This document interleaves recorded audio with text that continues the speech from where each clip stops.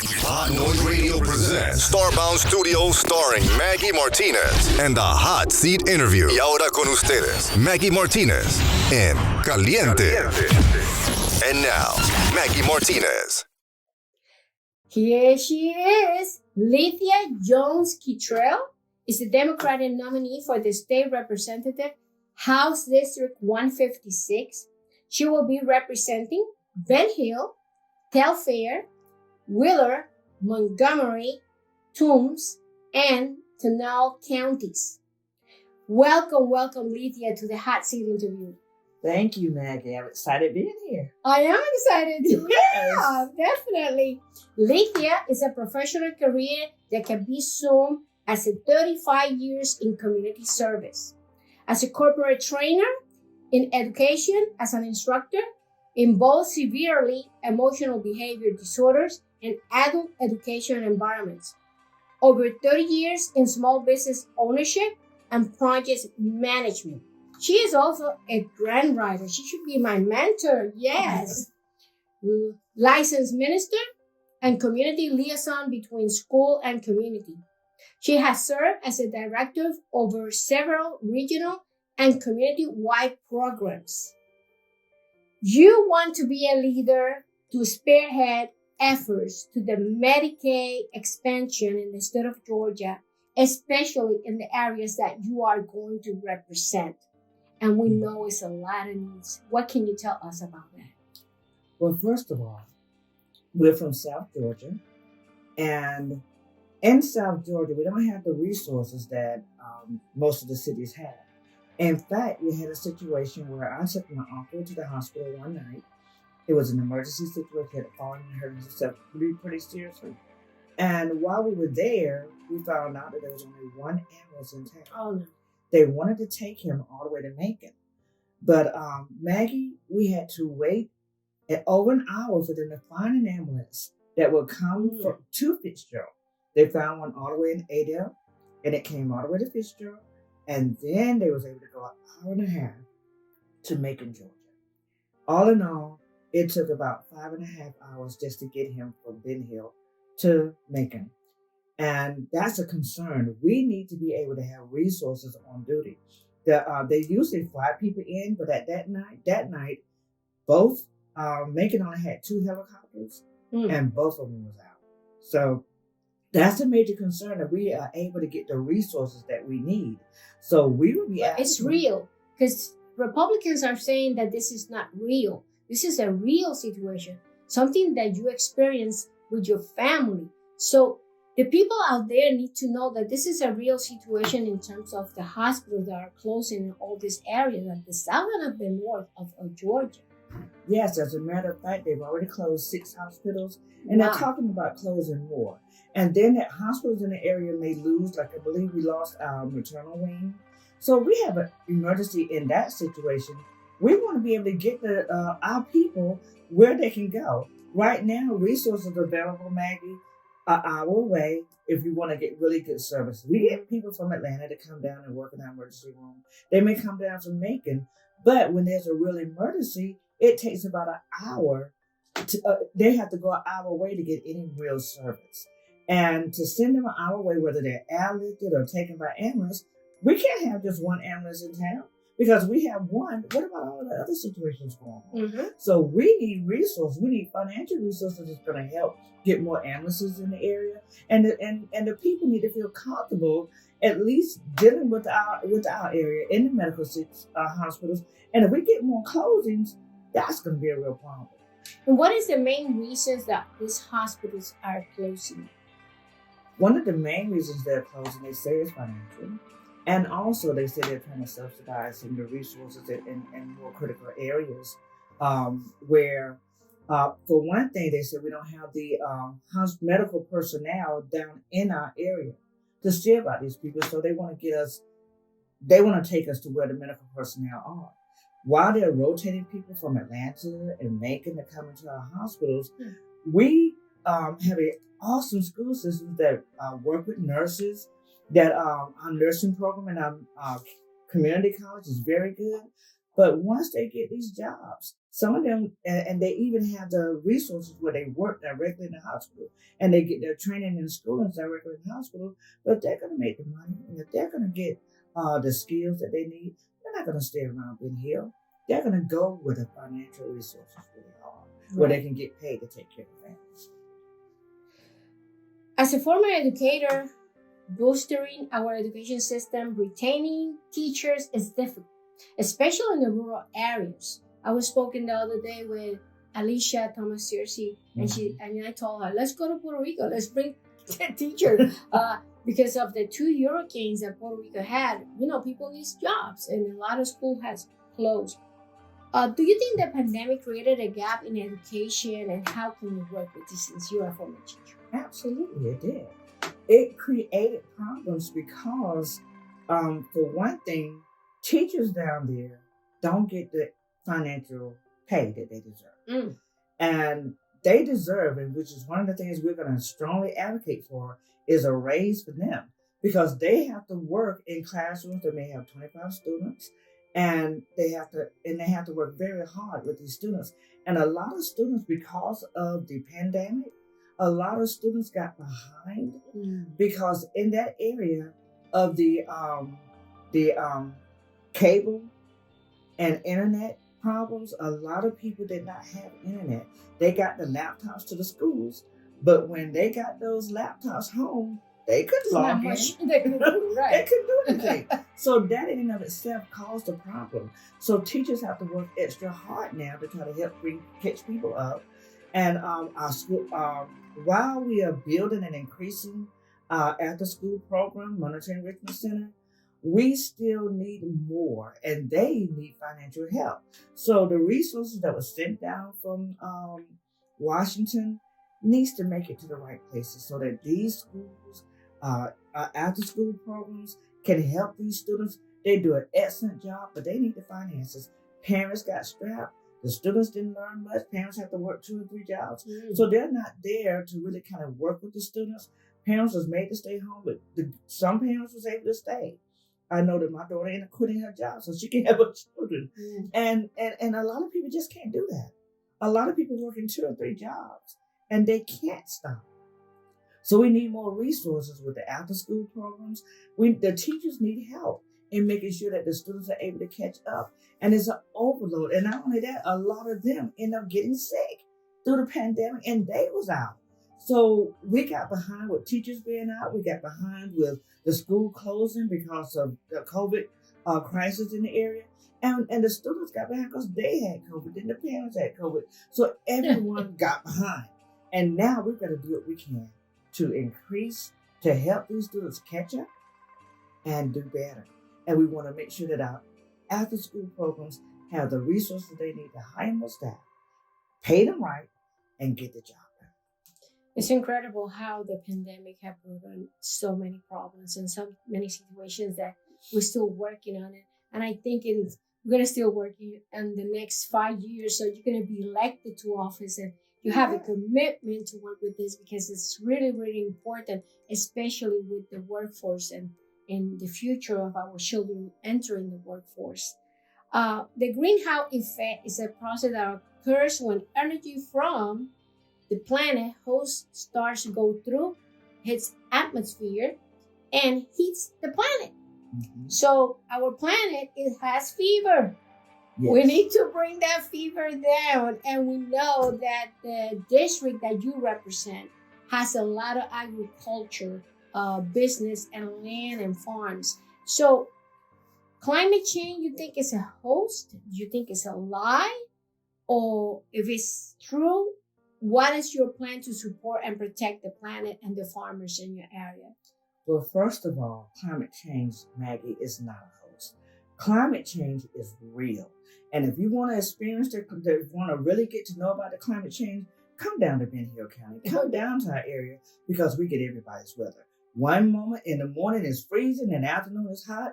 Or when the storm hits down in Florida, we're only 2 hours away from Florida, so it's going to hit us. When the storms come through or tornadoes and things come through up here in this area, it's going to hit Ben Hill County. It's going to hit South Georgia.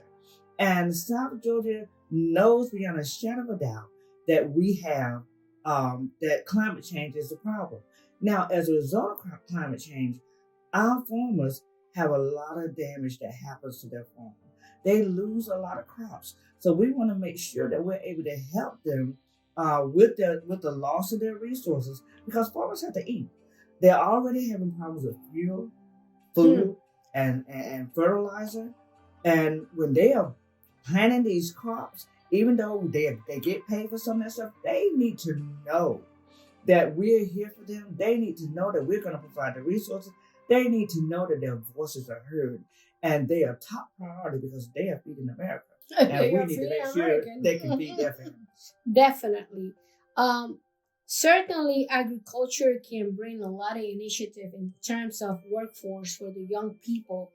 But the young people are not getting into agriculture. They prefer to go other places. How can you plan, or what are your plans to train young people to enter the workforce and work within the district and don't go out of the district? Now, I would tell you, in South Georgia, in Benny Hill especially, we just got a school, college and career academy. And that academy is doing an excellent job in training our students. So we need to make sure that we have people in the manufacturers and people in the workforce that are able to keep these jobs open and able to expand these jobs, so that when our students get out of school, they don't have to go to Atlanta and these other states, in these other places, in order to make the money that they need to make. We need to make sure that we have the financial resources, we have the educated staff that's on duty that can hire them, and we need to make sure that those who are being hired don't feel like they're being replaced, because we have a lot of people who need to be retrained, who need to be upskilled.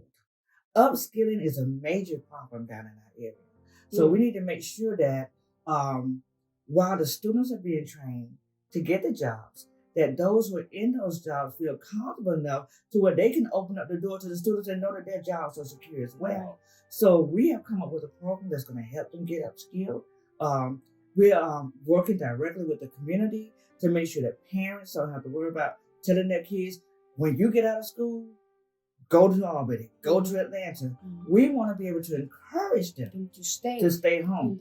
All that money on that college and career academy, we don't want to be the place that educate people for somewhere else. We're going to find what we need to do. We're going to work with the community. We're going to talk to them. We're going to work with our youth to make sure we do whatever it takes to keep them out. Definitely, this is something you could work with the Department of Education when Alicia gets elected. Yes. Because we have to bring all these programs together and make sure that the South doesn't feel like the South has felt all this time. Right. Like the South is the South and North is the North, and we're not taking care of the whole state. The governor in that sense is not taking care of the whole state, because he has been there, 4 years? Right. And you still don't have internet to provide to the students. So we need to bring the broadband to those areas to help the community, because that also helps the developments that you want to bring to the area. Yes, and I'm going to tell you, in all fairness, they have, when the infrastructure bill came out, they had a lot of money in there for broadband. But here's the problem. We've got to get, it's so much work that needs to be done. They're not able to move fast enough. And meanwhile, because of the COVID crisis, we have all of these people and all of these students that need to catch up. So the COVID really exposed problems in that area. Yeah. It really exposed the fact that we had people who, when I was teaching adult education, when it rained and when the storms hit, they couldn't get to school. They couldn't get out of there because of the infrastructure, because of those roads. So with the infrastructure bill passing and all of this money that's supposed to be coming down, we need to make sure that that money is going to help fix these roads so people can get out and get to school. Right. We need to make sure that the internet is in those places and that it's moving fast and not always drop. Because right now, our towers, we're dropping calls and we're dropping the internet left and right. And though they have a plan to work on it, we think South Georgia should be the top priority and get it done. And that's what we're going to push for. Thank you. Certainly, we want to know, after you fill in all your terms, what would be the legacy that you're going to leave to the district, and also how you want people to remember what you're going to do for them? First of all, I want my legacy to be that I did all that I said I wanted to do. I am here to help our community and to make sure that we get the resources that we deserve. Now, how do we know what the community deserves? We can't get anything unless we know what the community is asking for. So my legacy is going to be the one who got out in the trenches, who talked to the community, who made sure we understood their needs, understood their wants, and we made it happen. It's enough to talk about what it is we need to do, what it is we desire to do. But if our work is not making sure that it fit the needs of those communities of my district and my counties, then I don't need to run. And if my counties can't reach me or don't know how to find me, then I don't need to run. I need to be accessible to the community that I'm serving. And when we say that we are working for the people, because our Constitution says for the people, by the people, then how am I going to know what the people need if I'm not there? So that legacy is going to be one where she knew that community, and the community knows her. She talked to them, she communicated with them, and she got the job done. She's a woman of her word because she truly cares about the people she serves. Lethia, the freedom of our daughters and granddaughters are at stake. Yes. Reproductive rights is on the ballot. People think this is not a serious thing, but it is. What is your take in terms of reproductive rights? And if you think Roe versus Wade should be codified so we stop this nonsense nationwide? Well, first of all, from a personal experience and understanding of women's rights being on the ballot, no one should make a decision about a woman's body. First of all, I read in the paper where in North Carolina, a young lady, 19 years old, lost her uterus because doctors were afraid when her water broke and she ran into a problem with her baby, doctors were afraid to touch her and try to save that child until after 2 weeks when they could not hear the heartbeat. It was a Republican senator that cried because he had helped pass that bill. Women should not have someone tell them what to do with their bodies, and doctors should not be afraid. We should not have a campaign of fear to control our area. Women deserve. I'm going to tell you something. They say that they're saving babies and they're trying to save people from killing babies. Well, I want to let you know that the law we have is not just killing babies, but it's killing women. And that is not okay. As a Christian, as a minister, I'm standing up to say that this murder for murder is not okay, because you can't save one and kill the other. And that's not fair. It's not safe. So I believe that the laws we have in place is not okay, because women are hurting, they're losing their uterus, and they are dying. And I don't think that should happen on my watch without standing up and saying, no, we have got to codify Roe versus Wade so that women can feel safe and doctors don't have to be afraid to keep their Hippocratic oaths. You're in an area where agriculture can be a big thing in terms of bringing economic development to that area. What other projects are you thinking to bring more development for your district? Well, one of the things that I noticed, we went to the Ag Expo, Sunbelt Expo on yesterday, and I heard a lot of creative ideas where one company was saying they're going to put the GPS on the tractors. And I thought that was so awesome, in that there are new innovative ways to help farmers. So if they're going to start doing electronics in our equipment like that, then people need to be trained in that. So number one, that's a new door of workforce opportunities in agriculture. Agriculture has a whole lot. We have our colleges that are working in agriculture. We have people who are learning. But a lot of people don't understand that it's not just about planting seeds in the ground. It's not just about doing that. It is about what we can do with those seeds. And you know that one of our heritage that we can brag about is that Mr. Carver came up with so many, over 200 different creations from agriculture. So we want to award people with their ideas. We want to make sure that people know. You know, the Bible says one thing, my people perish for lack of knowledge. Our 4-H club is doing a lot with our young people, but that's just in 4-H. We need to expand that knowledge to other areas so that people can really understand why agriculture is one of the number one industries in the world, not just the state of Georgia, but the state of Georgia is running off agriculture, and agriculture is where everything is. It is driving the United States. It is driving Georgia. So we want to make sure that we can get more people involved in agriculture, more people understanding. They can go to the UGA, they can go to Fort Valley, they can learn all about all of this stuff. And the more and more I get to learn, the more excited I get about what we can do with agriculture. And I want to make sure that it's not just farmers, that the black farmers. One guy told me, one farmer that I talked to, he says we create our own fertilizer. He says our number one problem is not having a door open to where we can actually sell our products to what we need. Then I talked to another farmer, and he said, well, we have problems with our stuff stuck in the port. We have problems with our merchandise not coming in on time. And so by the time they get here, they're wasted. So we want to make sure that we learn enough about those industries and that we can help get the stuff in faster. We can help the small business farmer get and sell their products where they need to sell them, and that fuel, food, and fertilizer is accessible to all. And that's what we want to do. Now, I have a concern about China buying so many acres of land in Georgia. What do you think about that? Should we hold this, have some metrics, some measurement, some legislation to control this?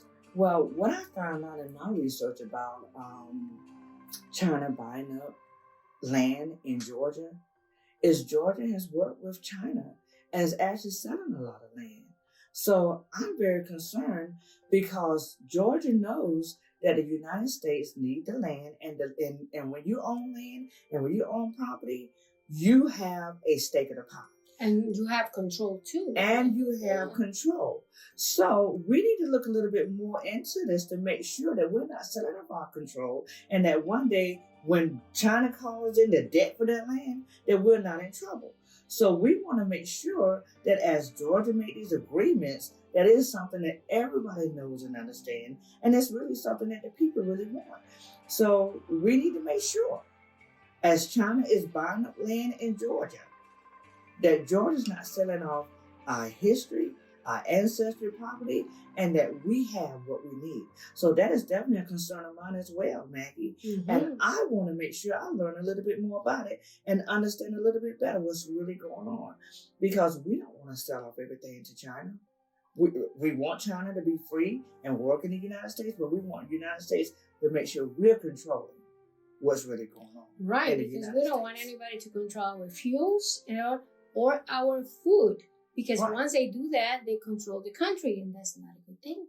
That's right. Agriculture runs the country. Yes. So we want to make sure we control that. Now, certainly we want to tell people out there why they should vote for you. So I want you to look at that lens and tell them why they should vote for you. First of all, I have worked several years with nonprofits. I have been in the trenches with people, learning and understanding what the real needs are. There's not two Georgias. We have Atlanta, Georgia, we have South Georgia, and we can come together and work together to ensure that everyone needs is taken care of. I'm running in our area to make sure that we don't have another January 6th with another set of people who are concerned and worried about being left behind. They attacked because they had valid reasons. They felt attacked and left behind. They might have made a bad choice, and we don't want that to happen again. Vote for me, and I will ensure that your voices are heard.